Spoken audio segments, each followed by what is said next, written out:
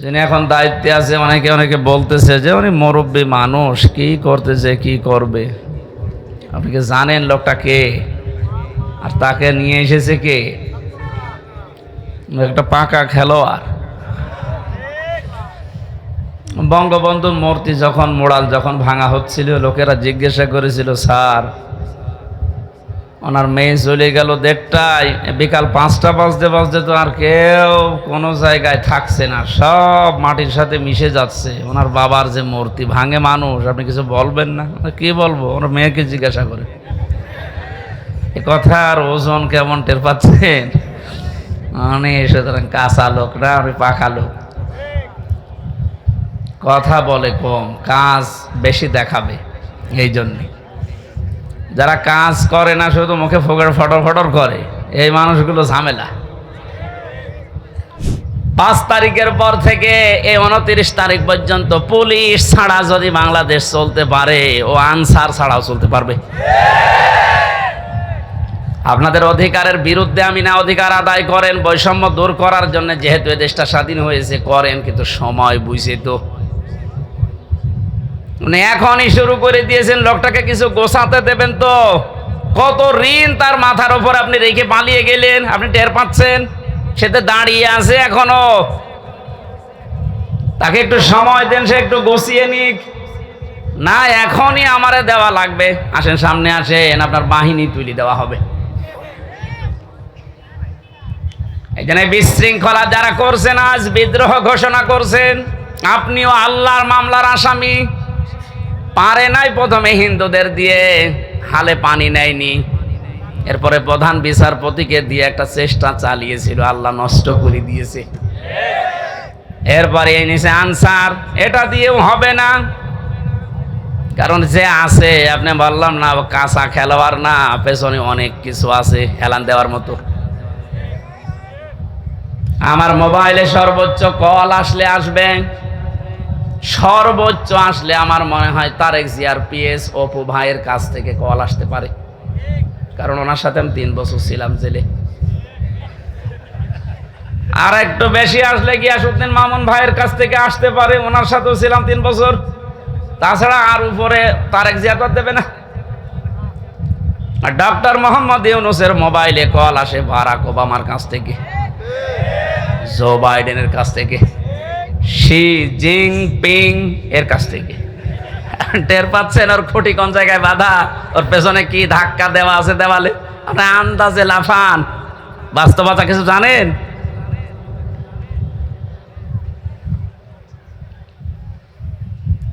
আজ অনেকে আপার কাছ থেকে মোবাইলে কল পেয়ে বলছে, আপা ঘাবড়াবেন না, আপনি ঘাবড়ালে আমরা নরম হয়ে যাই।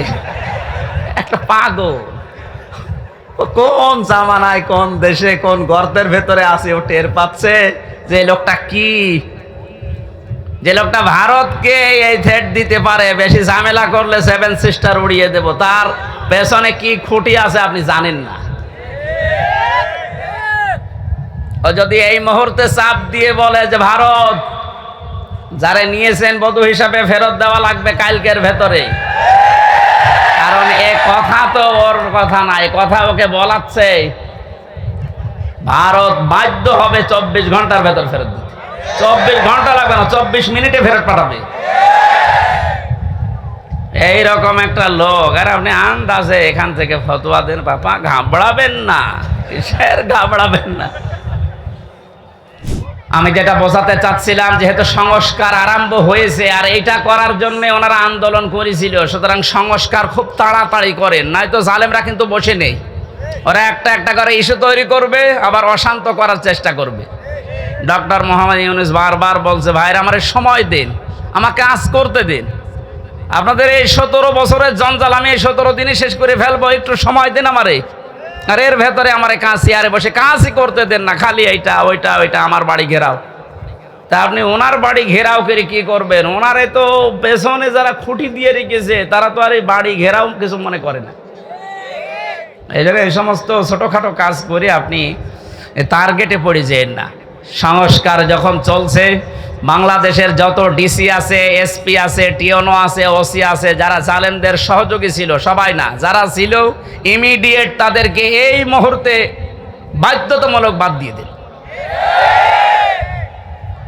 কারণ এরা যদি একটু ফাঁক ফকড় পায় ওরা কিন্তু অনেক কিছু করে ফেলবে। এই জন্য আমাদের উচিত হচ্ছে তাড়াতাড়ি করে এই সংস্কারগুলো খুব খুব তাড়াতাড়ি আরম্ভ করা। ডক্টর আসিফ নজরুল সাহেব উনি ঘোষণা কালকে দিয়েছে যে খুব তাড়াতাড়ি এটা করা হবে, একটু তাড়াতাড়ি করেন, নয়তো এখনো ঝামেলা কাটছে না। আর আমরা কি কপাল নিয়ে আসলাম, প্রতিবেশী একটা পেয়েছি, কন্যা দিয়ে দিলাম, তারপরও বন্যা দিয়ে শেষ করে দিচ্ছে। এটা আর কি দেব? যিনি বলেছিলেন যা দিয়েছি ভোলার মতো না, কোনোদিন ভুলতে পারবে না, তাকেই তো দিয়ে দিলাম। কন্যা দেওয়ার পরে যদি বন্যা খাওয়া লাগবে, জানতাম যে কন্যা জীবনও দিতাম না। হেলিকপ্টারের মালিককে বলে দিতাম যে ভাই ওইদিকে না, যে অন্যদিকে যান। চ্যানেলটি সাবস্ক্রাইব করে আমাদের সঙ্গেই থাকুন। আউযু বিল্লাহি মিনাশ শাইতানির রাজীম। বিসমিল্লাহির রহমানির রহিম। যাহারাল ফাসাদু ফিল বাররি ওয়াল বাহরি বিমা কাসাবাত আইদিন নাস লিয়ুযিকাহুম বা'দাল্লাযী আমিলু লা'আল্লাহুম ইয়ারজিউন। সাদাকতা ইয়া রাব্বানা। আল্লাহুম্মা সাল্লি আলা মুহাম্মাদ ওয়া আলা আলি মুহাম্মাদ কামা সাল্লাইতা আলা ইব্রাহিম ওয়া আলা আলি ইব্রাহিম ইন্নাকা হামিদুম মাজিদ।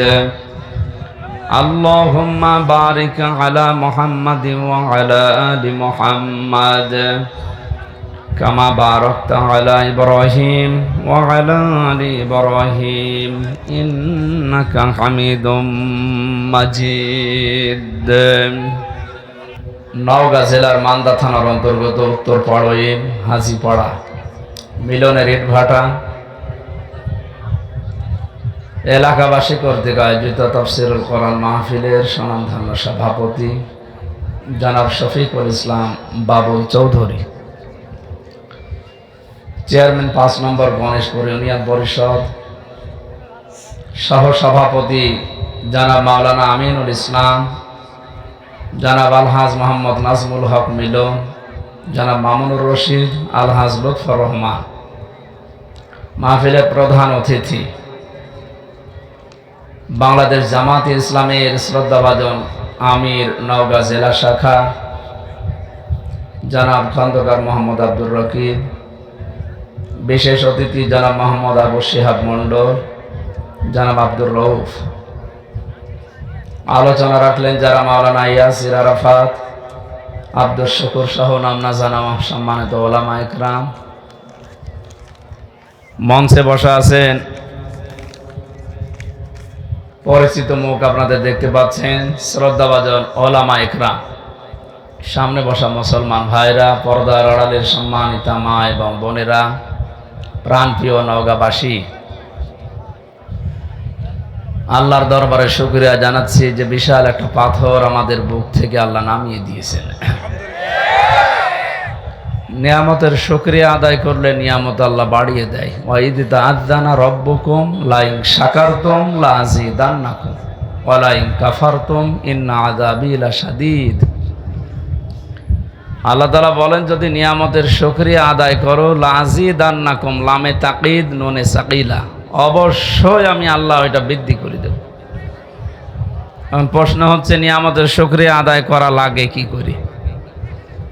আমাদের বিশেষ করে বাংলাদেশ, ভারত, পাকিস্তান, আমরা অনেকে মনে করি নিয়ামতের শুকরিয়া আদায় মানে টুটি পর্যন্ত খেয়ে একবারে ঢেকর তুলে বললাম আলহামদুলিল্লাহ, হয়ে গেল। নিয়ামতের শুকরিয়া আদায় হয়ে গেছে তো নাকি? এটা একটা বাক্য। এটা কি? তাফসীরের ভেতরে আয়াতের মুফাসসিরিন ইকরাম লিখেছেন, কেউ যদি নিয়ামতের শুকরিয়া আদায় করতে চায় তাহলে 3টা বিষয় তাকে মানা লাগবে, 3টা শর্ত পূরণ করা লাগবে, তাহলে নিয়ামতের শুকরিয়া আদায় হবে ওইটা আল্লাহ দয়া করে তাদের জীবনে আরো বাড়িয়ে দেবে। আমরা যে কিছুক্ষণ আগে বললাম আমাদের বুকের ওপর থেকে একটা পাথর নেমে গেছে, আমরা একটা স্বস্তি, শান্তি, অন্তত নিরাপত্তার দিকে এগিয়ে যাচ্ছি, এটা একটা নিয়ামত। এটা কি? যেটা আমরা নামাজের ভেতরে মোনাজাতে বলি, রব্বানা আতিনা ফিদ দুনিয়া হাসানা, আল্লাহ দুনিয়ায় শান্তি, স্বস্তি, নিরাপত্তা, হাসানা, কল্যাণ এগুলো আমাদের দাও। লক্ষ লক্ষ মানুষের দোয়া হয়তো আল্লাহ কবুল করি, আমাদেরকে শান্তি, স্বস্তি, নিরাপত্তার দিকে নিয়ে যাচ্ছেন। হাসানা মানে অনেকগুলো অর্থ আছে হাসানার। তার অন্যতম অর্থ হচ্ছে মানুষ যদি নিরাপত্তা পায়, এটার অন্যতম অর্থ হাসানার। আমরা যেটা পাওয়ার জন্য চেষ্টা চালিয়ে যাচ্ছি, যদিও এখনো দুর্বৃত্ত যারা তারা বসে নেই, ওরা বিভিন্ন সময় চেষ্টা চালাচ্ছে, কোনো চেষ্টা সফল হবে না ইনশাআল্লাহ। যিনি এখন দায়িত্বে আছে, অনেকে বলতেছে যে উনি মুরব্বী মানুষ, কি করতেছে, কি করবে। আপনি কি জানেন লোকটা কে আর তাকে নিয়ে এসেছে কে? একটা পাকা খেলোয়াড়। বঙ্গবন্ধুর মূর্তি যখন মোড়াল যখন ভাঙা হচ্ছিল, লোকেরা জিজ্ঞাসা করেছিল, স্যার ওনার মেয়ে চলে গেল 1:30টায়, বিকাল 5টা বাজতে বাজতে তো আর কেউ কোনো জায়গায় থাকছে না, সব মাটির সাথে মিশে যাচ্ছে। ওনার বাবার যে মূর্তি ভাঙে মানুষ, আপনি কিছু বলবেন না? কি বলবো? ওনার মেয়েকে জিজ্ঞাসা করে। এ কথার ওজন কেমন টের পাচ্ছেন? সুতরাং কাঁচা লোক না, আমি পাকা লোক। কথা বলে কম, কাজ বেশি দেখাবে। এই জন্যে যারা কাজ করে না, শুধু মুখে ফোকর ফটর ফটর করে, এই মানুষগুলো ঝামেলা। সুতরাং একটা নিয়ামতের শুকরিয়া আদায় হবে যে 3টা শর্ত মানলে। তার 1 নম্বরে আপনাকে মুখ দিয়ে বলা লাগবে যে এটা নিয়ামত। এটা কি? আমরা স্বীকার করি তো? না না, ছায়া জায়গা পেলে ছায়া জায়গায় বসেন, অসুবিধা নেই, কিন্তু কথা বলবেন না ভাই। একটা মানুষ শুনতেছে, আপনি কথা বলে নষ্ট করেন না। আর এটা তো প্রতিদিন প্রতি রাতে হচ্ছে না। 1 বছর না, আমি আজ 4-5 বছর পরে আসলাম।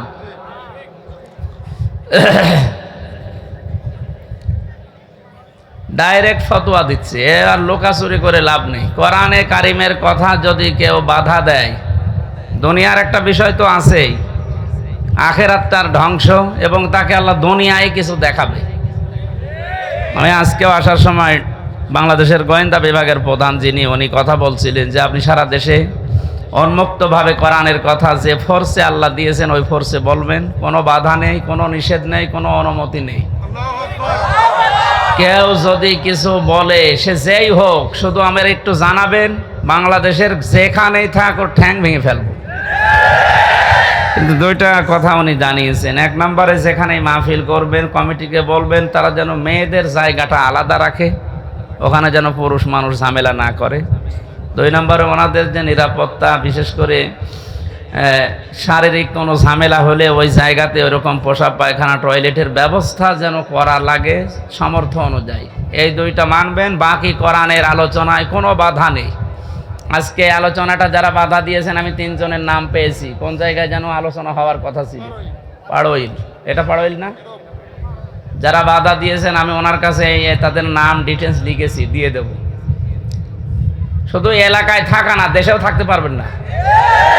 এটা আর এই আগস্ট মাসের 5 তারিখের আগে নেই, এখন 5 তারিখ পার হয়ে গেছে। আপনি টের পাচ্ছেন কোথায় আছি আমরা? এই জন্যে নরম ভাষায় বললাম এটা। আর 2 নম্বর, আল্লাহর ফতোয়া যেটা আছে, কোরআনের কথা যেতে কেউ বাধা দেয়, তার জানাজার নামাজ নেই, তারে কবরে দেওয়ার দরকার নেই, কারণ ও এমনিও জাহান্নামে যাবে, অমনিও জাহান্নামে যাবে। আবু জেহেলে কোরআনের বিরোধিতা করে আবুল হাকাম থেকে আবু সাহিল হয়েছিল। আপনার নাম যতই সুন্দর থাক, যদি সত্যি আল্লাহর কোরআনে বাধা দেন, আপনার নামও কিন্তু উল্টাপাল্টা বিষয় লেগে যাবে। হ্যাঁ, আমি ওপেন বলছি, রাজনৈতিকভাবে এদেশে যেহেতু ইসলাম কায়েম করার জন্যে চেষ্টা অনেকে চালাচ্ছে, সবচাইতে বেশি শ্রম এবং কোরবানি যারা দিয়েছে তাদের ভেতরে আপনারা সবাই স্বীকার করবেন, এক বাক্যে বাধ্য হবেন, বাংলাদেশ জামাত ইসলামী। এটা সবাই জানে, সে যেই হোক। এজন্য দিন কায়েম করা যেহেতু ফরজ, নামাজের মতো ফরজ, এই বিষয়টা সামনে রেখে আমার দিন কায়েমের জন্য যারা চেষ্টা চালাচ্ছে ইসলামী দল যতগুলো আছে তার ভেতরে এটা আমার ভালো লাগে। এজন্য আমি এটাকে সাপোর্ট করি মনে প্রাণে, এবং যত রকমের সাহায্য আছে আমি সব করার চেষ্টা করি।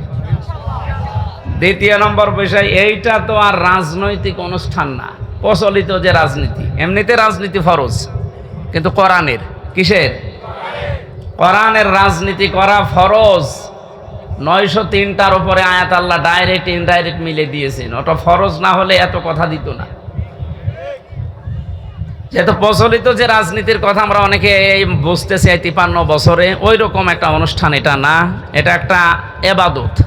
এটা কি? কোরআনে কারিমের এই আলোচনাটা একটা এবাদত।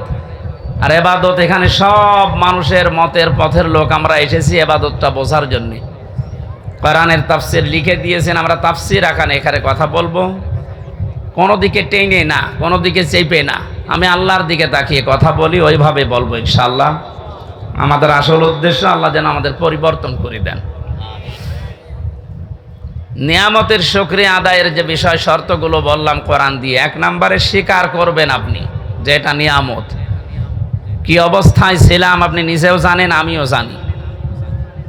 আমি বাংলাদেশের বৈধ নাগরিক, আমার বাড়ি পাশের বিভাগে, খুলনা বিভাগে, কুষ্টিয়া, এটা পাশের বিভাগ রাজশাহী। এই মান্দাতে আমি এসেছিলাম বিয়ে খাওয়ার জন্য, একটা বিবাহ অনুষ্ঠানে, আমার আসতে দেয়নি। বলেন তো কোন অবস্থায় ছিলাম? গত কয়েকদিন আগে বাংলাদেশ জামাত ইসলামী কুষ্টিয়া জেলা শাখা 500 আলেমকে ডাক দিয়েছিল, সব ঘরানার আলেম ওখানে এসেছিল। 500 আলেম এক জায়গায় 2.5-3 ঘন্টা তারা আলোচনা করেছে, বিভিন্ন মতামত দিয়েছে। আপনার কি মনে হচ্ছে যে এই 500 আলেম এক জায়গায় তাদের মতামত কোরআনের উপরে, হাদিসের উপরে তুলে ধরল?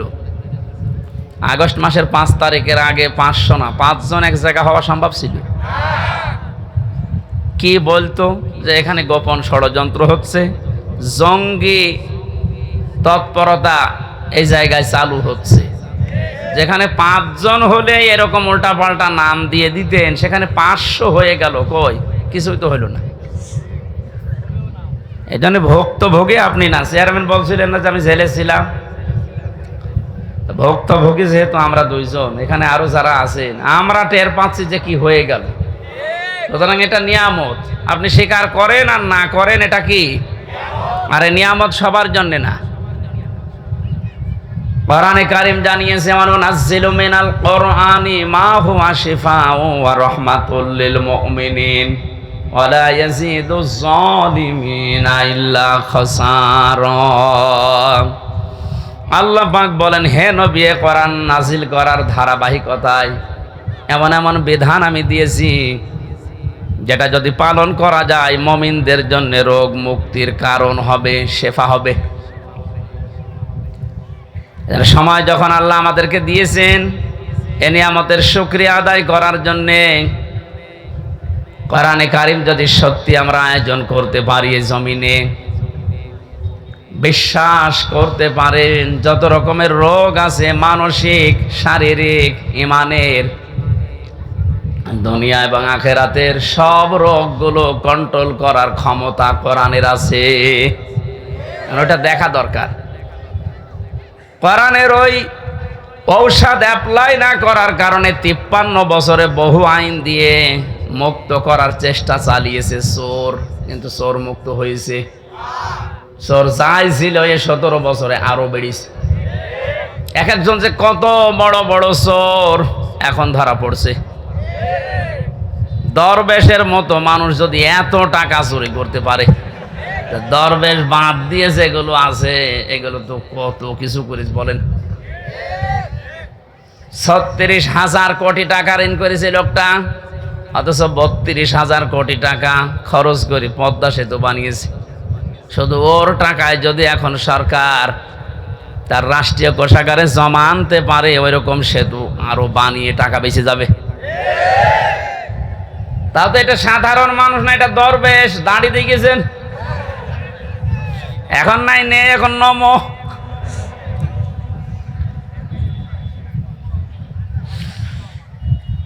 এই জন্য চোর মুক্ত করার জন্য বহু চেষ্টা চালিয়েছে, জিরো টলারেন্স পর্যন্ত ঘোষণা দিয়েছিল বঙ্গবন্ধুর মেয়ে। পারে তো নাই, চোর দিন যত গেছে তত বেড়েছে।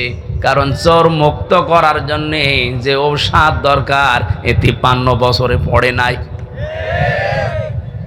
বিশ্বনবী জানিয়েছেন পৃথিবীতে এমন কোন রোগ নেই যে রোগের ঔষধ নেই, কিন্তু সঠিকভাবে রোগটা নির্ণয় করার পরে যদি ঔষধ দেওয়া যায় মাস্ট বি রোগ ভালো হবেই। এতদিন পর্যন্ত যেহেতু রোগের ঔষধ পড়ে নাই, সূরা মায়েদার 38 নম্বর আয়াতটা পড়া লাগবে। অসারিকু ওয়াসারিকাতু ফাকতাউ আইদিয়াহুমা জাযাম বিমা কাসাবা নাকালাম মিনাল্লাহ ইলা আখির আয়াত। আল্লাহ পাক বলেন চোর পুরুষ হোক আর নারী হোক, সাক্ষ্য প্রমাণে যদি ধরা পড়ে যায় অবশ্যই তার হাত কেটে দেওয়া লাগবে। এটা হচ্ছে দুনিয়ার শাস্তি। কোন জায়গার? আখেরাতে কি হবে সেটা আল্লাহ জানে। এবার বাস্তবের দিকে নিয়ে আসেন। আপনি কে কোন আদর্শ মানেন, দল করেন আমি জানি না, তো কোরআনের এই আয়াতটা যদি 53 বছর আগে যখন সংবিধান তৈরি হয়েছিল স্বাধীন করার পর, ওই সময় যদি আমরা এই আইনটা জারি করে দিতে পারতাম, আমার মনে হচ্ছে এই 24 সালে হাজারো মানুষের হাত শরীরে থাকতো না। বিশেষ করে বড় বড় চোরগুলো, অনেকে মনে করছে চুরি করলেই হাত কেটে দাও, তাহলে দেশে কারোর হাতই থাকবে না। চুরি করলে হাত কাটা না, ওটা যদি অভাবে চুরি করে তাহলে তার অভাব দূর করে দেওয়া লাগবে, স্বভাব ভালো করে দেওয়া লাগবে। স্বভাব ভালো করার জন্য যে পদ্ধতিগুলো আছে ওই ধাঁচে ফেলা লাগবে। আর যদি স্বভাবে চুরি করে কেউ, আমার তো মনে হয় এই দেশে যারা বড় বড় চোর একটারও কোনো অভাব নেই, সবই স্বভাবের চোর। এটা মানুষের টাকা লাগে কত, চুরি করে তাও যদি আপনি নিয়ে যেতে পারতেন আপনাকে আমি কিছু বলতাম না। নৌকায় পার হচ্ছিল, ওর বন্ধুরে যখন ধরেছে বন্ধু বলছে আমি একা ধরা খাবো।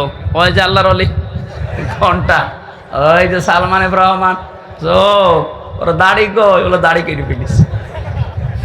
তো আপনি কি করলেন বলেন তো?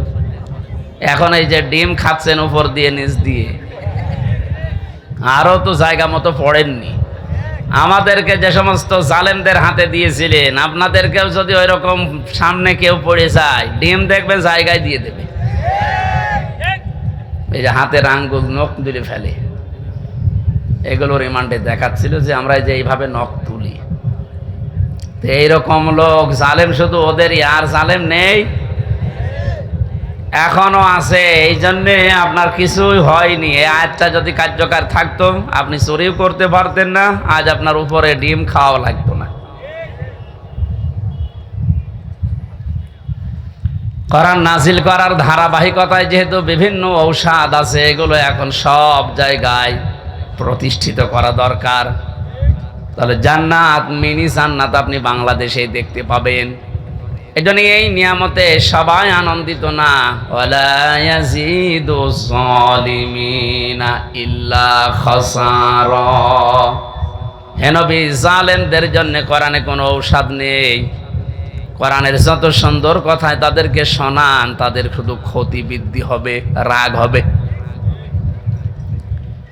এই জন্য বাংলাদেশে দ্বিতীয়বার স্বাধীন হওয়ার পরে অনেকের মনে আনন্দ নেই,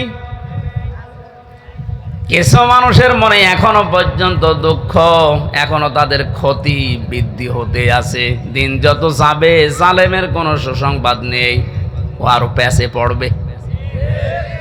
কারণ কি বলেন তো? কারণ জালেম যারা, এই শব্দটা এত ভয়ঙ্কর মারাত্মক শব্দ। কোরআনে কারিমে আল্লাহ যত কঠিন কঠিন কথা দিয়েছেন, সবচাইতে বড় কঠিন বক্তব্য দিয়েছেন জালেমের বিরুদ্ধে। আল্লাহ পাক বলেন, ইন্নামাস সাবিলু আলাল্লাযিনা ইয়াযলিমুনান নাস ওয়া ইয়াবগুনা ফিল আরদি বিগাইরিল হক ইলা আখির আয়াত। সূরা শুরার 42 নম্বর আয়াত প্রথম অংশে আছে। আল্লাহ বলেন, আমি আল্লাহর মামলা হবে তাদের বিরুদ্ধে যারা মানুষ হয়ে মানুষের উপরে জুলুম করেছে। এই আয়াত অনুযায়ী এখন বলেন তো বাংলাদেশে আল্লাহর মামলার আসামি আছে না নেই? আল্লাহ ইয়াজলিমুন আল মুসলিমুনা দেননি যে মুসলমানদের উপরে যারা জুলুম করেছে, ইয়াজলিমুন আন নাস, মানুষ হয়ে যারা মানুষের উপরে করেছে তাদের জন্য আল্লাহর মামলা রেডি হয়ে আছে। এই 17 বছর আপনি কি করলেন? বিবেকের কাছে প্রশ্ন করেন। আপনি হামজার মামলার আসামি না আপনি আল্লাহর মামলার আসামি? দ্বিতীয় শব্দ আরো মারাত্মক, ওয়ায়াবগুনা ফিল আরদি বিগাইরিল হক, অন্যায় ভাবে যারা পৃথিবীতে বিশৃঙ্খলা তৈরি করার জন্য বিদ্রোহ করে, এই 5 তারিখের পর থেকে 4-5টা গ্রুপ বিদ্রোহ করে ফেলেছে, সামনে এখনো 2-3টা আছে। আপনি এখন আনসারের নাম নিয়ে অধিকার আদায়ের জন্য মাঠে নেমেছেন, 17 বছর কোথায় ছিলেন? আমরা তো জরিপে এখন দেখতে পাচ্ছি 40,000 যদি আনসার নিয়োগ হয়ে থাকে 9 সাল থেকে 17 সাল 24 সাল পর্যন্ত, তার 33,000 সব গোপালগঞ্জের। এতদিন আপনি মায়ের কাছে বলতে পারেননি, এখন মামার কাছে, মামা বাড়ি আবদার পেয়েছেন। 5 তারিখের পর থেকে এই 29 তারিখ পর্যন্ত পুলিশ ছাড়া যদি বাংলাদেশ চলতে পারে, ও আনসার ছাড়াও চলতে পারবে। আপনাদের অধিকারের বিরুদ্ধে আমি না, অধিকার আদায় করেন, বৈষম্য দূর করার জন্য, যেহেতু এই দেশটা স্বাধীন হয়েছে করেন, কিন্তু সময় বুঝে তো মানে এখনই শুরু করে দিয়েছেন। লোকটাকে কিছু গোছাতে দেবেন তো, কত ঋণ তার মাথার উপর আপনি রেখে পালিয়ে গেলেন, আপনি টের পাচ্ছেন? সেটা দাঁড়িয়ে আছে এখনো, তাকে একটু সময় দেন, সে একটু গুছিয়ে নিক। না এখনই আমারে দেওয়া লাগবে, আসেন সামনে আসেন, আপনার বাহিনী তুলে দেওয়া হবে। এই জন্য বিশৃঙ্খলা যারা করছেন, আজ বিদ্রোহ ঘোষণা করছেন, আপনিও আল্লাহর মামলার আসামি। পারে নাই প্রথমে হিন্দুদের দিয়ে, হালে পানি নেয়নি, এরপরে প্রধান বিচারপতিকে দিয়ে একটা চেষ্টা চালিয়েছিল, আল্লাহ নষ্ট করে দিয়েছে।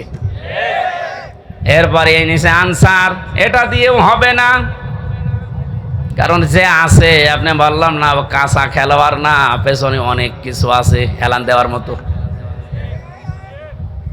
আমার মোবাইলে সর্বোচ্চ কল আসলে আসবে, সর্বোচ্চ আসলে আমার মনে হয় তারেক জিয়ার পিএস অপু ভাইয়ের কাছ থেকে কল আসতে পারে, কারণ ওনার সাথে আমি 3 বছর ছিলাম জেলে। আর একটু বেশি আসলে গিয়াসউদ্দিন মামুন ভাইয়ের কাছ থেকে আসতে পারে, ওনার সাথেও ছিলাম 3 বছর। তাছাড়া আর উপরে তারেক জিয়া তো দেবে না। আর ডক্টর মোহাম্মদ ইউনূসের মোবাইলে কল আসে বারাক ওবামার কাছ থেকে, জো বাইডেনের কাছ থেকে, শি জিনপিং এর কাছ থেকে। টের পাচ্ছেন ওর খুঁটি কোন জায়গায় বাঁধা, ওর পেছনে কি ধাক্কা দেওয়া আছে দেওয়ালে? আপনি আন্দাজে লাফান, বাস্তবতা কিছু জানেন?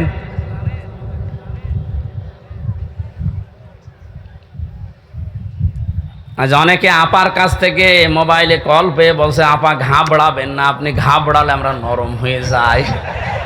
একটা পাগল, কোন জামানায়, কোন দেশে, কোন গর্তের ভেতরে আছে, ও টের পাচ্ছে যে লোকটা কি, যে লোকটা ভারতকে এই থ্রেট দিতে পারে, বেশি ঝামেলা করলে 7 সিস্টার উড়িয়ে দেব, তার পেছনে কি খুঁটি আছে আপনি জানেন না। ও যদি এই মুহূর্তে চাপ দিয়ে বলে যে ভারত যারে নিয়েছেন বধূ হিসাবে ফেরত দেওয়া লাগবে কালকের ভেতরে, কারণ এ কথা তো ওর কথা না, এ কথা ওকে বলাচ্ছে, ভারত বাধ্য হবে 24 ঘন্টার ভেতর ফেরত দিতে। 24 ঘন্টা লাগবে না, 24 মিনিটে ফেরত পাঠাবে, এইরকম একটা লোক। আর আপনি আন্দাজে এখান থেকে ফতোয়া দেন, বাবা ঘাবড়াবেন না, কিসের ঘাবড়াবেন না? আপনি 2টা পিটনি খেলে সব ভুলে যান, আর তার সিকিউরিটিতে গেছেন। এজন্য বাস্তবতা আপনি কিছুই টের পাচ্ছেন না ভাই, অনেক দূরের বিষয়। আমি সামনে আসা আয়াতের ভেতরে যদি আসে, আমি সামনে কথা বোঝাবো ইনশাল্লাহ। যেটা বোঝাতে চাচ্ছিলাম সহজ সরল ভাষায়, আজ বিশৃঙ্খলা তৈরি করার জন্য যারা বিভিন্ন বাহিনীকে কাজে লাগাচ্ছেন। আমার তো যতটুকু বাস্তবতা, রিমান্ডে আরে 3 বছর জেলে থেকে দেখেছি, ওদের চরিত্র এত খারাপ, ওই মানুষগুলো শেষে দেখবেন পতিতাদেরকেও রাস্তায় নামিয়ে দেবে। কোনো কিছুতেই কোনো কিছু উপরে উঠতে পারবেন না। কারণ ছাত্রদের আন্দোলন শুধু না, আমার মনে হয় আল্লাহ ফেরেশতা পাঠিয়েছিলেন, আবাবিল পাখি পাঠিয়ে যেমন আল্লাহ রক্ষা করেছিলেন কাবা ঘরকে, বাংলাদেশে আল্লাহ একটা কিছু দেখাতে চায়, এই জন্য আল্লাহ ছাত্রদের মতো ফেরেশতাদেরকে আল্লাহ শহীদ করিয়েছে। মনে করছেন শহীদ হয়ে গেছে, এ মানুষগুলো এমনি এমনি শহীদ হয়নি। ওয়ালিয়ালাম আল্লাহুল্লাযীনা আমানু ওয়া ইয়াত্তাখিযা মিনকুম শুহাদা। আল্লাহ বলেন, আমি আল্লাহ কিছু মানুষকে শাহাদতের মরণ দিয়ে ধন্য করি, সবাইকে দেই না। যার জীবন যৌবন, যার কর্ম অ্যাক্টিভিটিস এগুলো আমার ভালো লাগে, তাকে আমি সাধারণভাবে মরণ দেই না, মরণ দেই শাহাদতের। তাছাড়া শহীদ আবু সাঈদ, আপনার কি মনে হয় একটা লোকের জীবনের ন্যূনতম মায়া নেই? 4টা গুলি খেয়েছে বুকে, তাও দাঁড়িয়েছিল, শেষে আর পারে নাই, পড়ে গেছে। আপনি একটা খান তো, শুধু শব্দ শুনলে পালাবেন। এরপরও কিছু মানুষ এখন কথা তুলছে না, সবাই পালায়, আরো নিচে বুক পেতে দেয়, আত্মহত্যা করেছে, শহীদ হয়নি। আহলে হাদিসের নাম নিয়ে যেই লোকটা এই কথা বলেছে, আহলে হাদিসের লোক না, এ একটা প্রতারক।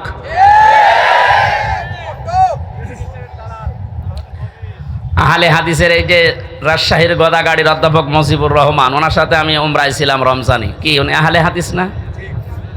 আপনি উল্টা পাল্টা ধারণা করবেন আহলে হাদিস নাম হলে না, ওগুলো দালাল। এ কি রফিক নামে নাকি যেন কি বিন বিন বিন বিন বিন। আমি 2টা তথ্য বলছি, হয়তো শুনেছেন আপনি, কিন্তু এভাবে শোনেননি। ভালো করে খেয়াল করেন, যারা এগুলো ধারণা করেন বলেন মুখ দিয়ে, খুব সাবধান। ওয়ালা তাকুলু লিমান ইয়কতালু ফি সাবিলিল্লাহি আমওয়াত বাল আহইয়াউ ওয়ালাকিন লা তাশউরুন। সূরা বাকারা 154 নম্বর আয়াতে আল্লাহ জানিয়েছেন, মানুষ যেহেতু মুখ দিয়ে কথা বলে, এজন্য মুখের উপরে আল্লাহ নোটিশ দিয়েছেন, ওই কথা বলবি না। এ মুখ দিয়ে কোনো দিন এই কথা বলবি না যে যারা মারা গেছে, শহীদ হয়েছে, যে ওরা মরে গেছে, কথা বলবি না। এ কথা কার? এই জন্য শহীদ শব্দটা অনেক দামি শব্দ।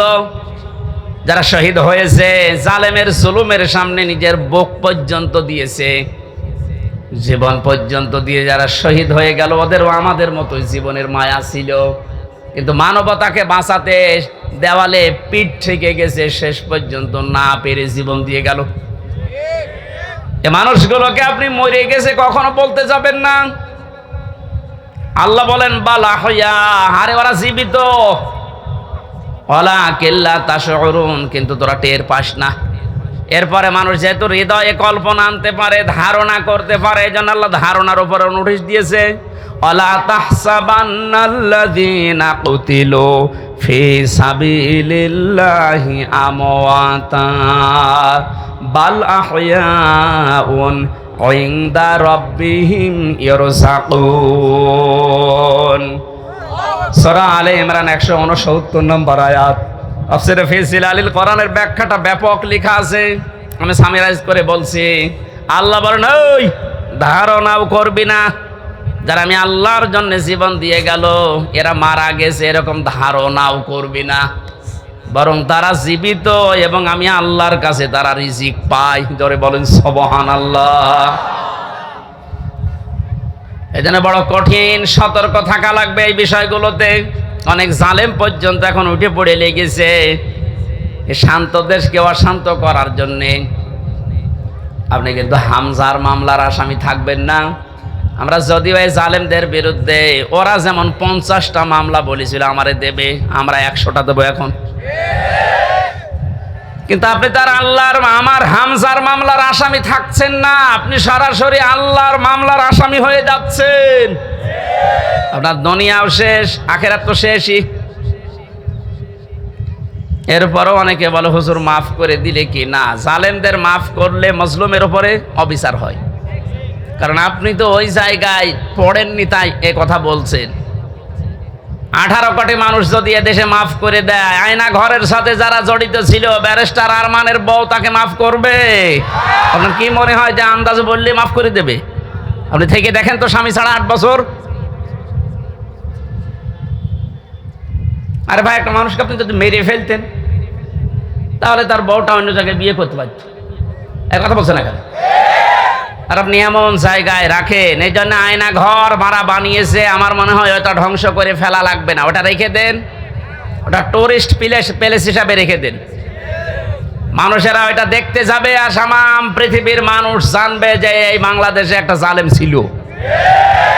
একটা মানুষ কত বড় নৃশংস, কত বড় জুলুমকারী হলে এই যে এই মাটির নিচে এই ঘরের ভেতরে মানুষকে তাও 2-5 দিন রাখেন। 8 বছর রেখে দিয়েছে, কারোর 10 বছর, কারোর 12 বছর। আমিও মাটির নিচে ছিলাম, যেখানে আমি শুনেছি, আমারও তো বেশি দিন রাখে নাই।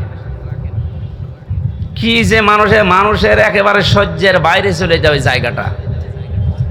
এই হাঁটুর ভেতর দিয়ে হাত দিয়ে, এরপরে আবার এখানে হ্যান্ডকাপ দিয়ে বেঁধে একটা মানুষ এভাবে ঘন্টার পরে ঘন্টা, দিনের পরে দিন, মাসের পরে মাস, বছরের পর বছর এভাবে রেখে দেয়। শুধু টয়লেট করার জন্য 1.5 মিনিট সময় দেয়। আমার সাথে যে আলেম ছিল মুফতি ফখরুল ইসলাম, কি কষ্ট যে লোকটাকে দিয়েছে। এই জন্য জালেম যারা, এদেরকে হেদায়েত আল্লাহ দেবেন না। আমি দোয়া করলেও হবে না। কাবা শরীফের ইমামও যদি দোয়া করে এই জালেমের জন্য, ওকে আল্লাহ হেদায়েত দেবে না, ওকে জাহান্নামে দেবেই। আমি এইটা বানালাম। এই কথা বন্ধ করেন। আল্লাহু লা ইয়াহদিল কওমাজ জালিমিন, এ কোরআনের আয়াত না আমি বানালাম? এক কথা বলেন। এই যে ইহদি, এখানে আলেম আছে না? মোজারে, এটা বর্তমান, ভবিষ্যৎ, প্রেজেন্ট, ফিউচার। আল্লাহ পাক বলেন আমি জালেমদেরকে হেদায়েত দিচ্ছি না, দেবও না। সুতরাং যারা জুলুম করেছেন, আপনি জানতেন না যে আয়না ঘরে কারা থাকে? অবশ্যই আপনি জানতেন, আপনার কথা মতোই হয়েছিল। এই জন্য আপনি আল্লাহর হেদায়েত থেকে বঞ্চিত। যতবার হজ করেন না কেন, তাহাজ্জুদ মিলে পড়েন, আপনি হেদায়েত পাবেন না। আর হেদায়েত কেউ না পেলে এসে জান্নাত পাবে? বলেন বলেন। তাহলে আমরা একবারে ফতোয়া দিতে পারি যে আপনি চির জাহান্নামী,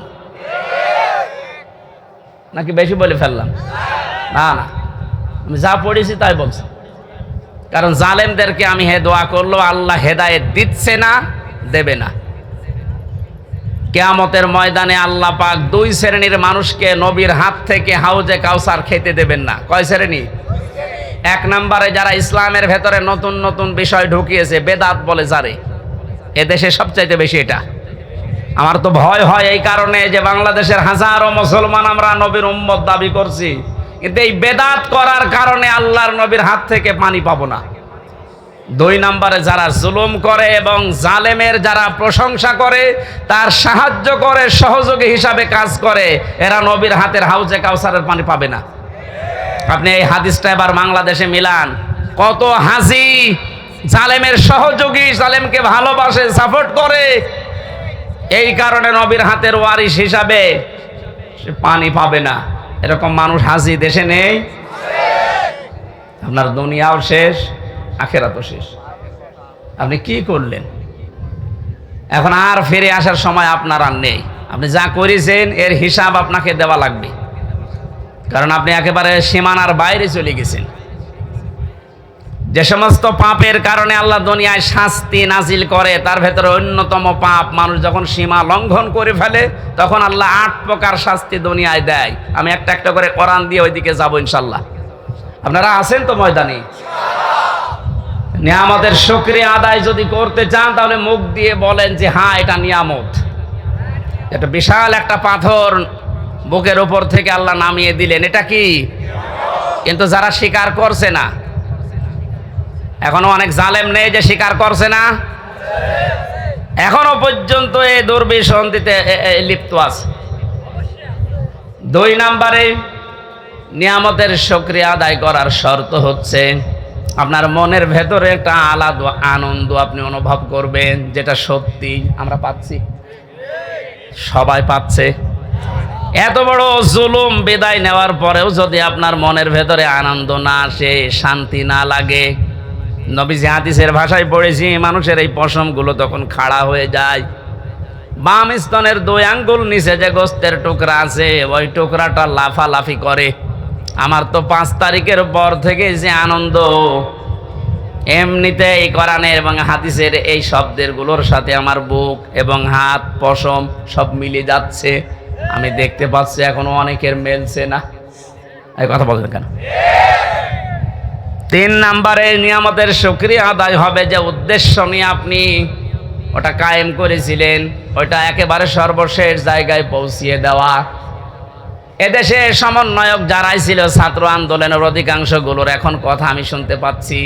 ওরা বলছে আমরা মুসলমান।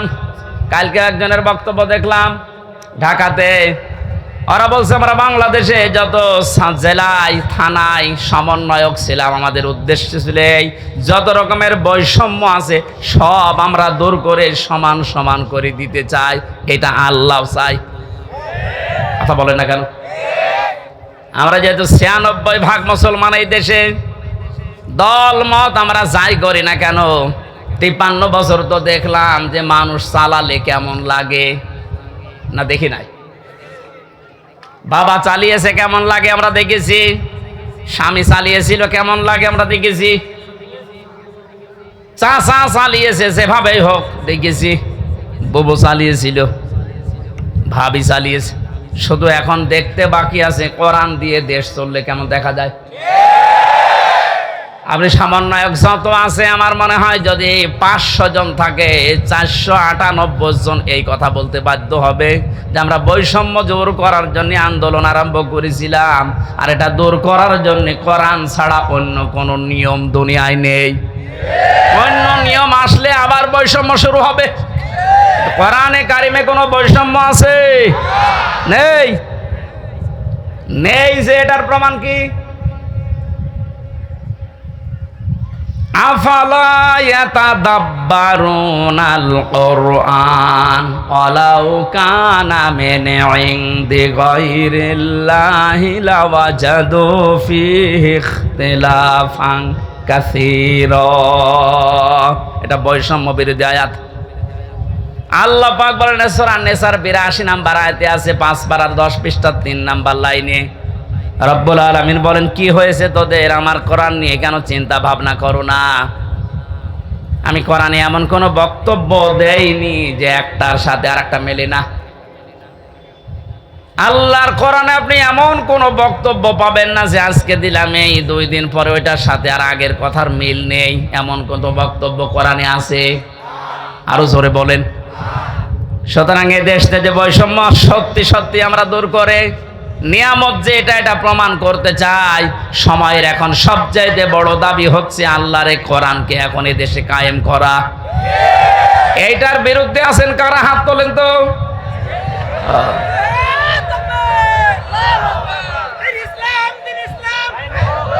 ঠিক আছে, মানুষের এখনো মনে হয় ওই ঘর কাটেনি। আমার মনে হয় আমান আজমি ভাই এই যে জেল কি আয়না ঘর থেকে এসে এখনো যেমন স্বাভাবিক হতে পারেনি, ব্যারিস্টার আরমান আয়না ঘরে 8 বছর থাকার পরে এখনো উনি স্বাভাবিক হতে পারেনি। আমিও জেলখানায় 3 বছর, আমি এখনো স্বাভাবিক না। এখন ওই দেশের আমার মনে হয় জনগণ এখনো স্বাভাবিক হয়নি, মনে করছে 5 তারিখের আগে আসি না। এখন আর 5 তারিখ নেই, এখন 29 তারিখ। কত বলেন বলেন? যেন এর দাবি এখন এইটা, যেহেতু বৈষম্য দূর করার জন্য সংস্কার করার জন্য সব জায়গায় কাজ চলছে, সবচাইতে বড় সংস্কার হবে এখন যে জালেমগুলোর কারণে পুলিশ বাহিনীর বদনাম হয়েছে ওদেরকে প্রকাশ্যে যা ভালো লাগে ওরা করা দরকার। সব পুলিশের দোষ আছে? কখনো না। হাতে গোনা কয়েকটা জালেমদের দোষও যারা ছিল, বিশেষ করে আমার রিমান্ডে যে কয়েকজন ছিল, আমি তো অন্যগুলোর খবর ভালো জানি না, এদের আমি চিনি।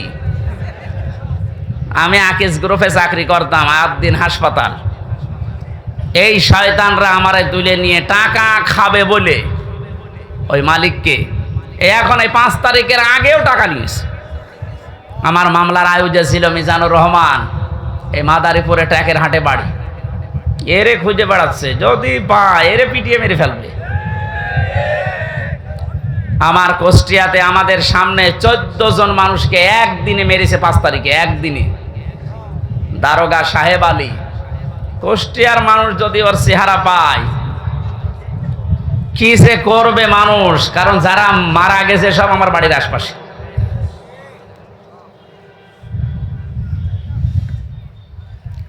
এএসপি নামে একজন ছিল রিমান্ডে আমার, শেখ ইমরান হোসেন। ওর বাড়ি খুলনা ফুলতলা এলাকায়। ওর বাবা আওয়ামী লীগের উপজেলা চেয়ারম্যান। ওরও খুঁজে বেড়াচ্ছে, কারণ 5 তারিখের আগে পর্যন্ত নাকি এরা টাকা নিয়েছে। স্যার আজকে আমারে কল দিয়েছিল, হুজুর 5 তারিখের আগেও আমার কাছে টাকা নিয়ে গেছে। এখনো যদি 5 তারিখ না আসতো মনে হয় আরো টাকা চাইতো। সুতরাং ওদেরকে আপনি ক্ষমা করবেন কি? কোন জিনিস দেখে? এই শয়তানগুলোর কারণে আজ হাজার হাজার পুলিশ এখনো পর্যন্ত ভয়ে আছে, বের হচ্ছে না বাইরে। এই জন্য এই বাহিনীর সবার দোষ না, যাদের দোষ এইগুলোকে এখন এই বাহিনীর সামনে এনে দেওয়া দরকার, যে নে যা পারবি ফুটবল খেল। কালকে ইনোরে একটা লাথি দেয়নি একজন? সম্মানিত ভাইরা, আমি যেটা বোঝাতে চাচ্ছিলাম, যেহেতু সংস্কার আরম্ভ হয়েছে আর এইটা করার জন্য ওনারা আন্দোলন করেছিল, সুতরাং সংস্কার খুব তাড়াতাড়ি করেন, নয়তো জালেমরা কিন্তু বসে নেই। ওরা একটা একটা করে ইস্যু তৈরি করবে, আবার অশান্ত করার চেষ্টা করবে। ডক্টর মোহাম্মদ ইউনূস বারবার বলছে, ভাইরা আমার সময় দিন, আমাকে কাজ করতে দিন। আপনাদের এই 17 বছরের জঞ্জাল আমি এই 17 দিনই শেষ করে ফেলবো, একটু সময় দিন আমারে। আর এর ভেতরে আমার কাজ চেয়ারে বসে কাজই করতে দেন না, খালি এইটা ওইটা ওইটা আমার বাড়ি ঘেরাও। তা আপনি ওনার বাড়ি ঘেরাও করে কি করবেন? ওনারে তো পেছনে যারা খুঁটি দিয়ে রেখেছে তারা তো আর এই বাড়ি ঘেরাও কিছু মনে করে না। এই জন্য এই সমস্ত ছোটোখাটো কাজ করে আপনি টার্গেটে পড়ে যেন না। সংস্কার যখন চলছে, বাংলাদেশের যত ডিসি আছে, এসপি আছে, টিওনো আছে, ওসি আছে, যারা জালেমদের সহযোগী ছিল, সবাই না, যারা ছিল ইমিডিয়েট তাদেরকে এই মুহূর্তে বাধ্যতামূলক বাদ দিয়ে দিল। কারণ এরা যদি একটু ফাঁক ফকড় পায়, ওরা কিন্তু অনেক কিছু করে ফেলবে। এই জন্য আমাদের উচিত হচ্ছে তাড়াতাড়ি করে এই সংস্কারগুলো খুব তাড়াতাড়ি আরম্ভ করা। ডক্টর আসিফ নজরুল সাহেব উনি ঘোষণা কালকে দিয়েছে যে খুব তাড়াতাড়ি এটা করা হবে, একটু তাড়াতাড়ি করেন, নয়তো এখনো ঝামেলা কাটছে না। আমরা নিয়ামতের শুকরিয়া আদায়, যে 3টা পদ্ধতি শুনলাম, মুখে স্বীকার করা, অন্তরে আনন্দ পাওয়া, আর যে উদ্দেশ্য নিয়ে এটা করেছে ওই উদ্দেশ্যটা এখন এই সংস্কারের মাধ্যমে কায়েম করা। আল্লাহ আমাদেরকে এভাবে নিয়ামতের শুকরিয়া আদায় করলে আমরা যেটা চাই ওইটা আল্লাহ আরো বাড়িয়ে দেবে। ওয়ালাইন কাফারতুম, যদি না শুকরি করেন, যদি না বোঝার ভান করে থাকেন, যদি এবার ভুল করেন, এই ভুল কিন্তু আর শুধরানোর জায়গা থাকবে না। আর ইন্না আযাবিলা শাদীদ, আল্লাহর আযাব শাস্তি বড় কঠিন। আল্লাহ তুমি আমাদেরকে এই আয়াতটা এক্ষুনি বাস্তবে মেনে নেওয়ার তৌফিক দাও, বলেন আমিন। দরুদ আর সালাম পড়ি আমাদের নবী মুহাম্মদ রাসূলুল্লাহর উপরে সাল্লাল্লাহু আলাইহি ওয়াসাল্লাম। আমার আজকের আলোচনার বিষয় হচ্ছে এই যে আযাব গজবগুলো একটা একটা করে এখনো থামছে না, আসতে আছে। এইগুলোর কারণ ব্যাখ্যা করব আজকে কোরআন দিয়ে। সূরা রুম 41 নম্বর আয়াত। কত নাম্বার? আল্লাহ রাব্বুল আলামিন বলেন, আউযু বিল্লাহি মিনাশ শাইতানির রাজিম, বিসমিল্লাহির রহমানির রহিম।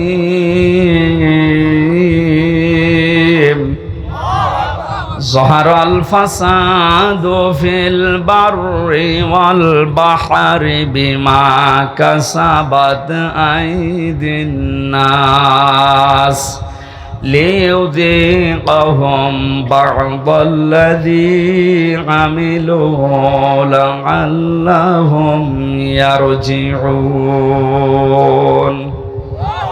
صدق الله العظيم। আল্লাহ পাক বলেন, জলে স্থলে যে বিপদ আপদ মুসিবত, যে গজবগুলো দেখতে পাচ্ছ, সব কিন্তু তোমাদের হাতের কামাই করা বস্তু। আমি এগুলো দিতে চাই না।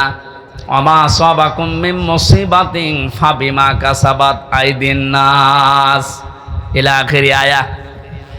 সূরা শুরার ভেতরে আল্লাহ জানিয়েছেন, যত অপরাধ করো, আমি যদি সব পাপের শাস্তি দুনিয়ায় দিতাম, শ্বাস করার সময়ও পেতে না। আমি আল্লাহ আমার দয়ার কারণে অধিকাংশগুলোই মাফ করে দেয়, আর কিছু শাস্তি তোমাদের পাপের জন্য একটু মজা চাকাই। কেন চাকাই জানো? লিউযিকহুম, এই শাস্তিগুলো তোমাদের উপরে আমি দিয়ে লাআল্লাহুম ইয়ারজিউন, আমি আশা করি তোমরা ফিরে আসবে। ও বাংলার জনগণ, পাথর নেমে গেছে বলে আপনি আবার উচ্ছৃঙ্খল হয়ে যাবেন না। কারণ উচ্ছৃঙ্খল যারা, যে মানুষগুলো জালেম, যারা মানুষের অধিকার নষ্ট করে, ওই মানুষগুলোকে আল্লাহ পছন্দ করে না, করবেও না। আমরা যেন সংশোধন হওয়ার নিয়ত যখন এসেছি, পাপের এই কারণগুলো আগে আবিষ্কার করা। প্রতিটি যুগে যুগে আমরা দেখেছি আল্লাহ যে আযাবগুলো নাজিল করেছিলেন তার কিছু কিছু কারণ পেয়েছি। সূরা আনকাবুতের 40 নম্বর আয়াতের ব্যাখ্যা আল্লাহ পাক বলেন, ফাকুল্লান আখাযনা বিযামবিহি ফামিনহুম মান আরসালনা আলাইহি হাসিবা ওয়া মিনহুম মান আখাযাতুহুমুস সাইহাতু ওয়া মিনহুম মান খাসাফনা বিহিল আরদা ওয়া মিনহুম মান আগরাকনা ইলা আখিরি আয়াত। আমি প্রত্যেক যুগে পাপীদের পাপের কারণে আমি তাদেরকে, তাদের অপরাধের কারণে আমি পাকড়াও করেছিলাম। কাউকে আমি বৃষ্টির ভেতরে বৃষ্টি দিয়ে দুনিয়া থেকে বিদায় দিয়েছি, কাউকে পাথরের বৃষ্টি, কাউকে আমি আল্লাহ বন্যা দিয়ে দুনিয়া থেকে বিদায় দিয়েছি। এরকম 8-9টা শাস্তির কথা আয়াতের ব্যাখ্যায় আমরা পেয়েছি। এখন যেহেতু বন্যা চলছে, কি চলছে? যদিও আমার যতটুকু ধারণা বা বাস্তবতায় যা দেখছি, এর জন্য এককভাবে দায়ী আমাদের এই প্রতিবেশীরা। ওরা আমাদের যখন ডাকবে তখন দেয় না, যখন আমরা নিজেরাই ডুবে যাই তখন ছাড়ে। কি একটা আশ্চর্য প্রতিবেশী আল্লাহ আমাদেরকে দিয়েছেন। আর এই প্রতিবেশী নিয়ে অনেকে গর্ব করে। প্রতিবেশী যদি প্রতিবেশীর মতো না হয়, তাদের বিরুদ্ধে আল্লাহ পাক নিজে অভিযোগ দায়ের করবেন। সুতরাং আপনারা প্রতিবেশী হিসাবে যা করছেন, এটা প্রতিবেশীর কাজ না। আমরা তাফসিরে হাদিসে এমনও পেয়েছি, প্রতিবেশীর মর্যাদা মূল্য এত বেশি, নবীজি বলতেন মাঝে মাঝে যে জিবরাইল যেভাবে প্রতিবেশীর কথা আমারে শোনায়, আমার তো মনে হচ্ছে যে আমার জমি জায়গা আবার প্রতিবেশীকে দিয়ে দেওয়া লাগে কিনা। এত হক, এত অধিকারের কথা জিবরাইল এসে প্রতিবেশীর বিষয়ে নবীকে জানাতেন। আর আমরা কি কপাল নিয়ে আসলাম, প্রতিবেশী একটা পেয়েছি, কন্যা দিয়ে দিলাম, তারপরও বন্যা দিয়ে শেষ করে দিচ্ছে। এটা আর কি দেব? যিনি বলেছিলেন যা দিয়েছি ভোলার মতো না, কোনোদিন ভুলতে পারবে না, তাকেই তো দিয়ে দিলাম। কন্যা দেওয়ার পরে যদি বন্যা খাওয়া লাগবে, জানতাম যে কন্যা জীবনও দিতাম না। হেলিকপ্টারের মালিককে বলে দিতাম যে ভাই ওইদিকে না, যে অন্যদিকে যান।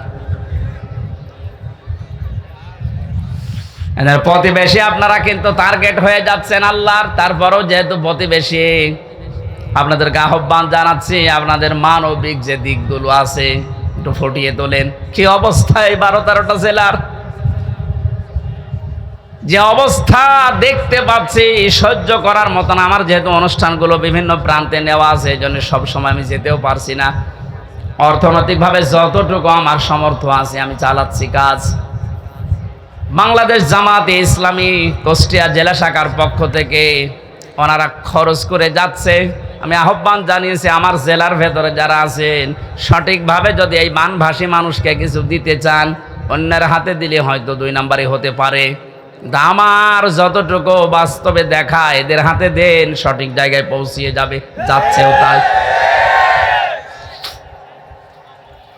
আপনারা যা করলেন এই মানুষগুলোকে, এদের আর দেখার মতো, শোনার মতো এদের দুঃখ, এরা এখন কিন্তু মজলুম। আর আমরা জারি ইত্তাকি দাওয়াতাল মাজলুম ফাইন্নাহা লাইসা বাইনাহু ওয়া বাইনাল্লাহি হিজাব। আল্লাহ পাক বলেন, পৃথিবীর মানুষেরা আর যাই করো না কেন, মজলুমের বরদুয়া থেকে নিজেকে বাঁচিয়ে রাখবা। খুব ভয়ঙ্কর বিষয়টা। মজলুম সে যে কেউ হতে পারে। ও যদি সত্যিই মন থেকে এই জুলুমের কারণে কিছু বলে, আল্লাহ কিন্তু সত্যি সত্যি ওটার ফেরত দেয় না, সঙ্গে সঙ্গে কবুল করে নেয়। এর বাস্তব উদাহরণ যে ছোট হুজুরটা রাফিকুল ইসলাম মাদানি, এ ছেলেটা আমার সাথে ছিল প্রথম 2 মাস। আমারে বলছিল, হামজা ভাই আমারে প্রথম ধরার পরে রিমান্ডে যেদিন আমার এরা 12:30টার সময় হাতির ঝিলে নিয়ে গেছে, পুরা উলঙ্গ করেছে, আমার শরীরে 1 টুকরা কাপড় রাখতে দেয়নি, রাস্তা দুই দিক থেকে ব্লক করে আমার পুরা শরীরটা উলঙ্গ করে একটা সিগারেট আমার হাতের ভেতরে ধরিয়ে দিয়েছে। একটা অর্ধ উলঙ্গ মেয়ে লোক কোথা থেকে যেন নিয়ে আসলো, আমার পাশে দাঁড় করিয়ে ছবি তুলতেছে। আর একে অন্যকে বলছে এটা আজকে ছড়িয়ে দেওয়া লাগবে, তাহলে দেশের মানুষ বুঝবে যে হুজুরের অবস্থা কি।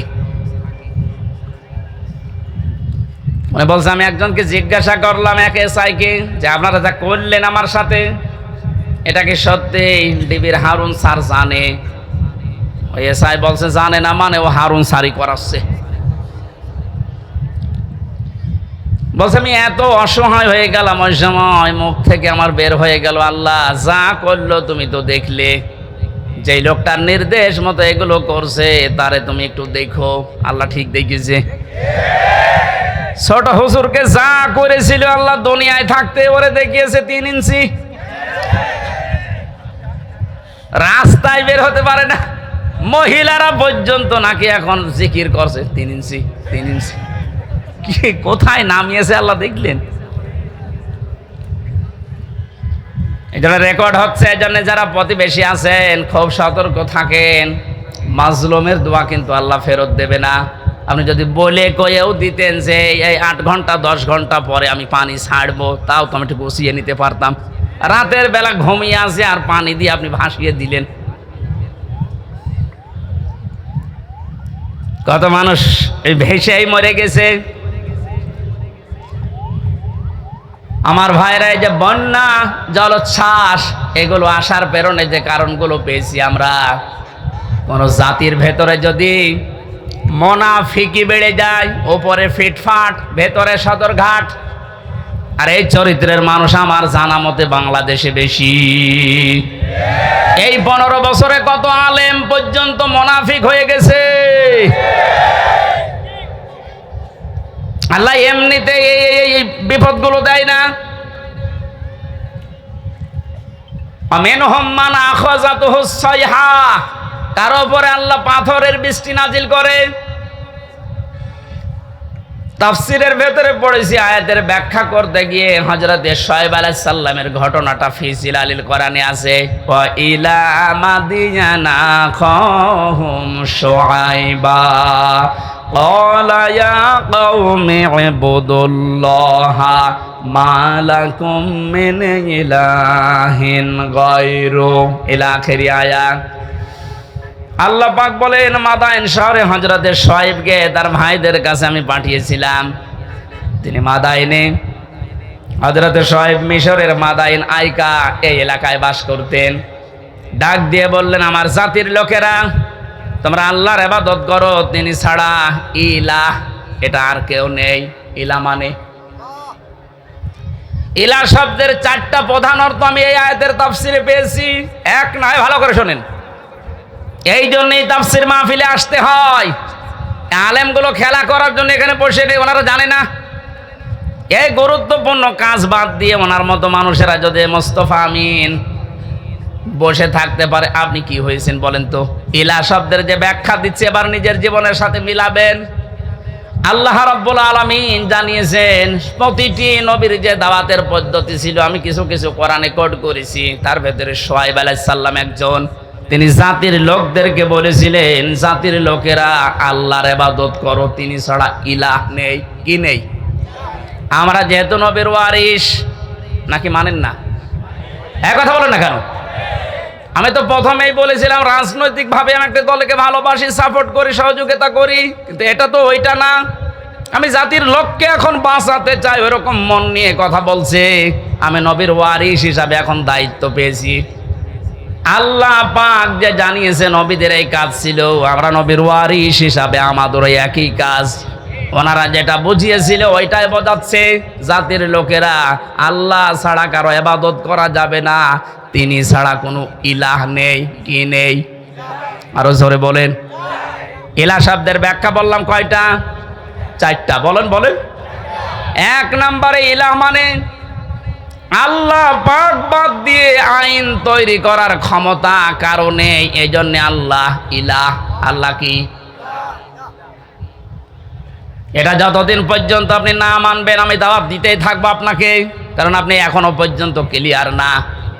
আইন তৈরি করার দায়িত্ব দুনিয়ার কারো হাতে আল্লাহ ছেড়ে দেয়নি, এটা আল্লাহর হাতে। কারো হাতে ছেড়ে দিলে সে নিজের দলীয় কায়দায়, নিজের ব্যক্তিগত কায়দায়, নিজের স্বার্থে, দলীয় স্বার্থে ওইটা বানাইতো।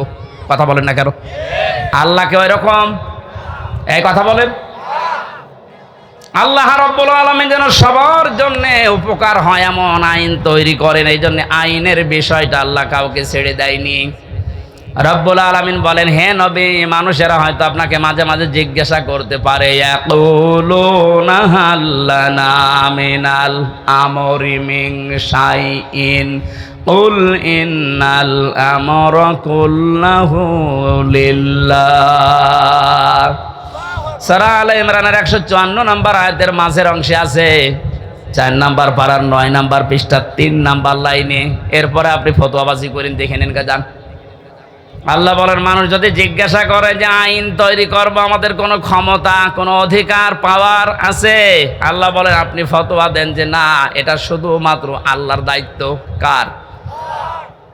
জাতির লোকেরা এটাই তো বোঝাতে সে কুষ্টিয়া থেকে এসেছে যে আল্লাহর আইন বাদ দিয়ে কারো আইন মানা যাবে না, এমনকি মা বাবার আইনও মানা যাবে না। হ্যাঁ, ঠিক আছে তো? না না, এই ছেলে, এই যে হুজুর, বলেন তো মা বাবার আইন মানা জায়েজ আছে না নেই? না, আন্দাজ বলেন কেন? অকযা রাব্বুকা আল্লা তা'বুদু ইল্লা ইয়্যাহু ওয়া বিল ওয়ালিদাইনি ইহসানা। সূরা বানী ইসরাঈলের 24 নম্বর আয়াতে 22 নম্বর আয়াতের প্রথম অংশে আছে, আল্লাহ পাক বলেন, আমি রায় দিলাম, আমি ফতোয়া দিলাম, সিদ্ধান্ত নিলাম, কার্যকর করে দিলাম, লিখে দিলাম, ফায়সালা করে দিলাম, আর কোনো নড়নচড়ন নেই, কোনো পরিবর্তন হবে না। ওয়াকযা রাব্বুকা, তোমার রব ফায়সালা দিয়েই দিয়েছে, আল্লাহ তা'বুদু ইল্লা ইয়্যা, সে আল্লাহ ছাড়া কারো ইবাদত করা যাবে না। ওয়াবিল ওয়ালিদাইনি ইহসানা, 2 নম্বরে মা বাবা যাদের আছে তাদের সেবা করা লাগবে। এই আয়াত দ্বারা মাসলা বের হয়, আল্লাহর আইন মানা ফরজ আর মা বাবার সেবা করা ফরজ, আইন মানা ফরজ না। ও বাংলার মুসলমানেরা আবার বিবেককে প্রশ্ন করেন, আল্লাহর পরে মা বাবার স্থান, তাদের আইন মানা জায়েজ নেই, তাদের সেবা করা ফরজ, তাদের পেছনে সাধ্যমতো খরচ করা ফরজ। কথা বলেন না কেন? মা বাবার আইন মানায় যদি ফরজ না হয়, কোন মহারথী আছে যে আইন বানিয়ে দিলে মানা লাগবে? যারা আজ মানুষ হয়ে মানুষের তৈরি করা আইন মানার জন্য চেষ্টা চালাচ্ছেন, এখনো আপনি কুকুরের চাইতেও খারাপ। একটা কুকুরের আইন মানে মানুষ হয়ে, এরপরও আপনি মানুষের আইন তৈরি করার জন্যে, তাদের আইন প্রতিষ্ঠার জন্য এখনো যদি কাজ করেন, সংগ্রাম করেন, টাকা পয়সা খরচ করেন, আপনি কিয়ামতে যখন উঠবেন মরণের পরে, আপনার এই আকার থাকবে না, কুকুর হয়ে উঠবেন। এটা আমি বানালাম। হ্যাঁ, সূরা এই রহমানের ভেতরে আছে, ইউরাফুল মুজরিমুনা বিসিমাহুম ফায়ুখাযু বিন নাওয়াসি ওয়াল আকদাম। আমি লম্বা করে দলিলগুলো বলতে পারছি না, খুব তাড়াতাড়ি করছি। হযরত শুআয়ব আলাইহিস সালামের জীবনীতে এবার পেয়েছি, তাকে যে পাথরের বৃষ্টি দিয়ে ধ্বংস করে দিয়েছিলেন উম্মতদেরকে, হযরতে শুআয়ব জাতির লোককে বলেছিলেন, জাতির লোকেরা 2টা কাজ তোমরা বেশি বেশি করো, এই জন্য আল্লাহ এই গজব দিতে যাচ্ছেন, সতর্ক হও।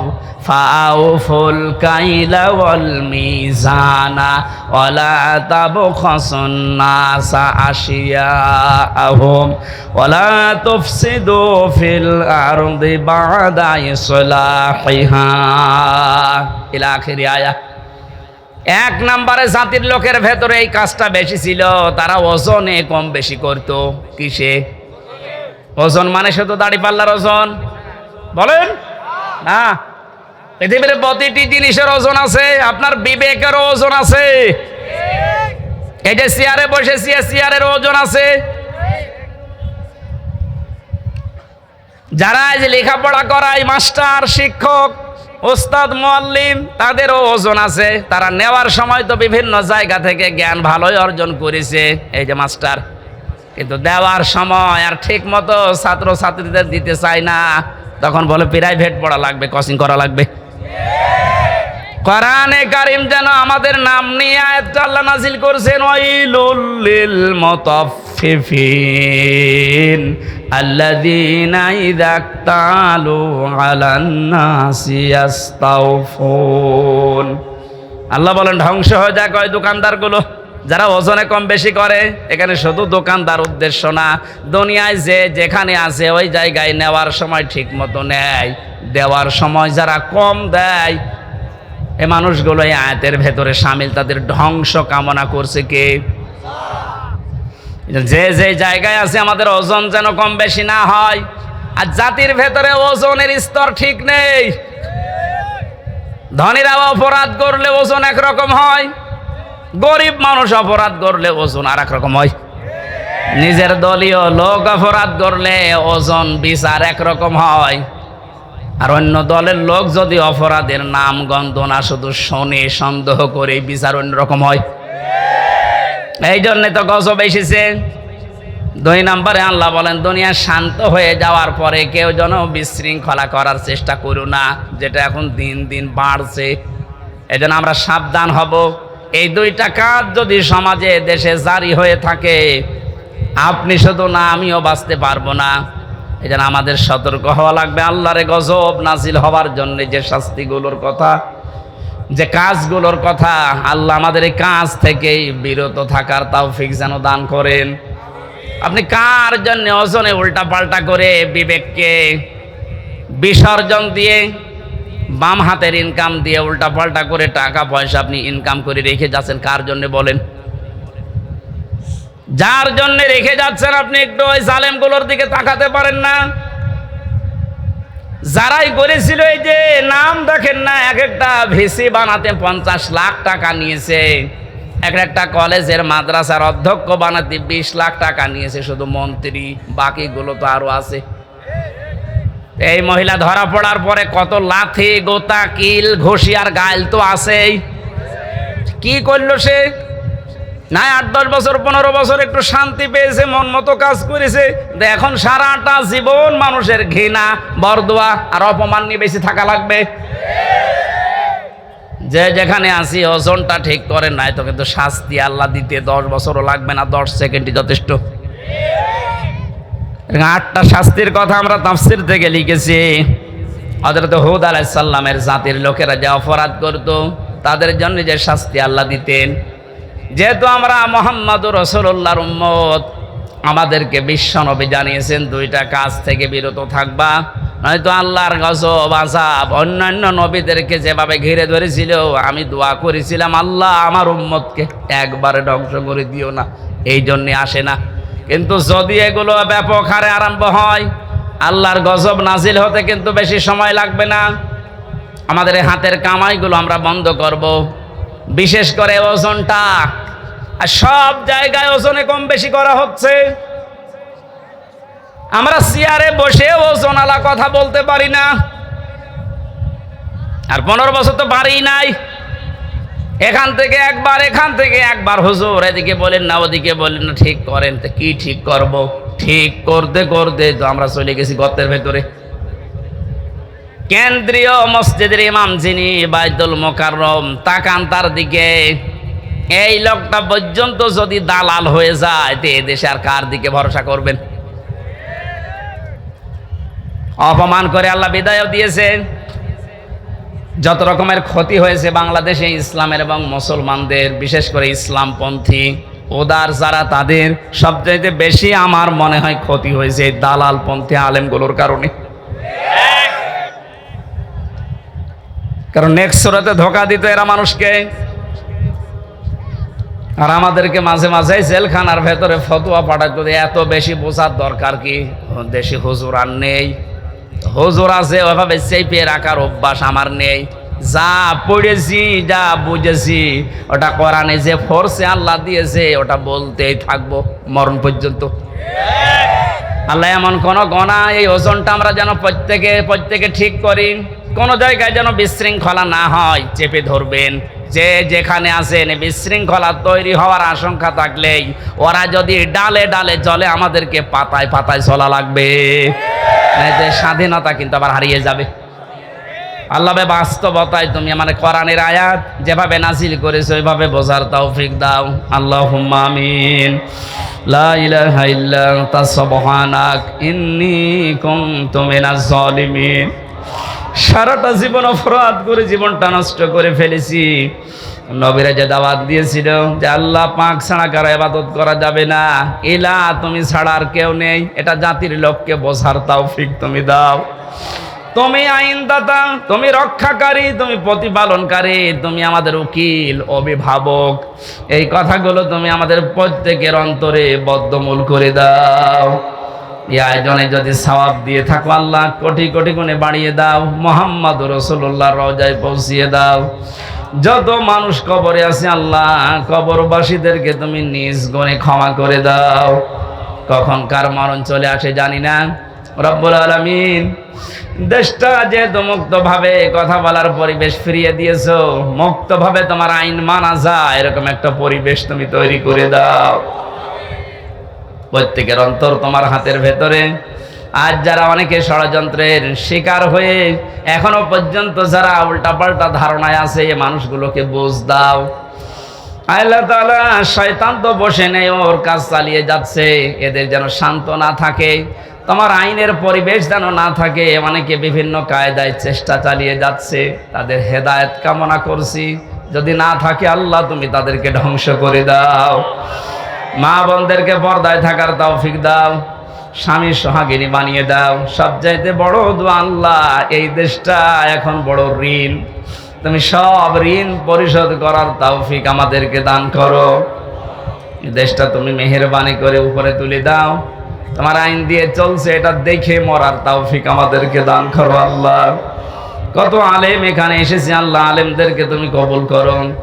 শ্রদ্ধাভাজন সভাপতি বাবলু চৌধুরী আল্লাহ যে দায়িত্ব তার কাঁধের উপরে দিয়েছো সততার সাথে ঈমানের সাথে পালন করার তৌফিক দাও। বারাকাল্লাহু লানা ওয়া লাকুম ফিল কোরআনিল আযীম। কখন কার আজরাইল চলে আসে জানি না, এখনো জানি না কার কাফনের কাপড়ে মান্দা বাজারে এসে পড়ে আছে। রব্বুল আলামিন মুসাফির অবস্থায় দোয়া করছি, মরণ আসবে আমাদের চিন্তাও নেই, টেনশনও নেই, কিন্তু আমরা ঈমান নিয়ে মরতে চাই। সব রকমের ষড়যন্ত্র শয়তানের ধোঁকা থেকে বাঁচিয়ে একবারের জন্যও যেন শেষ কথা এটা বলতে পারি, লা ইলাহা ইল্লাল্লাহু মুহাম্মাদুর রাসূলুল্লাহ। সালাম।